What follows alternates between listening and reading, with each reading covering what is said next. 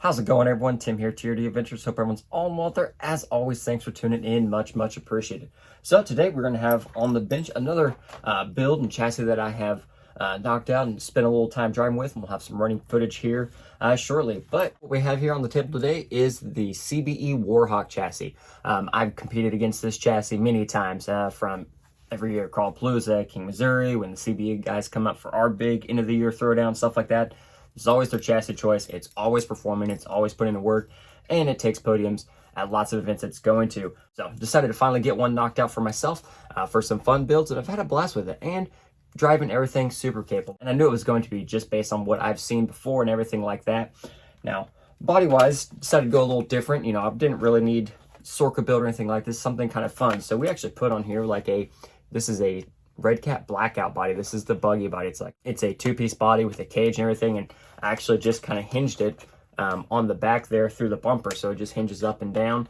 We needed just a little Lexan interior in there, and the cage had the mounting point so I could put like my little pivot spots. And right here we got the pivot pal from Dave. Just come in super handy many times, but just wanted a little bit of a different body, and it looked really cool, and you'll see it here in the running footage. Go back here to the chassis. So, and down in the description below, I'll have links for the full CBE chassis and everything from the website, and I'll just have everything listed that I use as far as electronics for my build here. So we have the Warhawk chassis, and this is in titanium. As you can see, titanium is a very thin, very lightweight chassis with wheels, tires, body, everything, all electronics on here. This truck was weighing just under 5 pounds, and just have had an absolute blast with it. So I said I'll have everything linked below. I have the CBE bumpers on here, a few of the other 3D printed parts they offer, as well as just the chassis itself, and the shock towers. And I decided to do a straight axle build on here, so we based this off some F10 straight axles.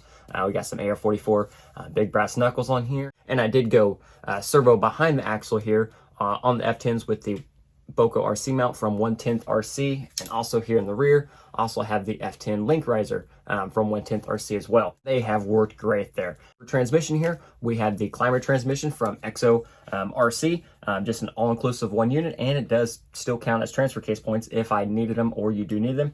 This is a different variation from the Alpinus transmission that I use in several of my other builds. Basically similar design, it just does not have the dual output, so it is 0% overdrive or underdrive, so it's all 1-1 there. I am gaining my overdrive, underdrive from the axles here on this build. In shocks here, we have some In the Works RC 90mm big bores. And then for electronics, we're running a Mamba Micro X2 ESC with the 2100 kV V3 Yellowjacket. And then we just have a Reefs micro servo winch up here just because the rig's super light, so I don't need a super massive winch. And this little guy works just fine for what I use this build for. And I've enjoyed the build quite a lot. You know, it's a whole world out there. There is a wide variety of chassis, tons of chassis out there. And that's just something I'll continue to do and try to just build on some different chassis and stuff like that. So this is something you are interested in. Like I said, I'll have a link in the description below and everything like that. But in the meantime, we'll go ahead and finish this video off with some running footage. So I hope you enjoy. Until next time, everyone, have a great one. Crawl on.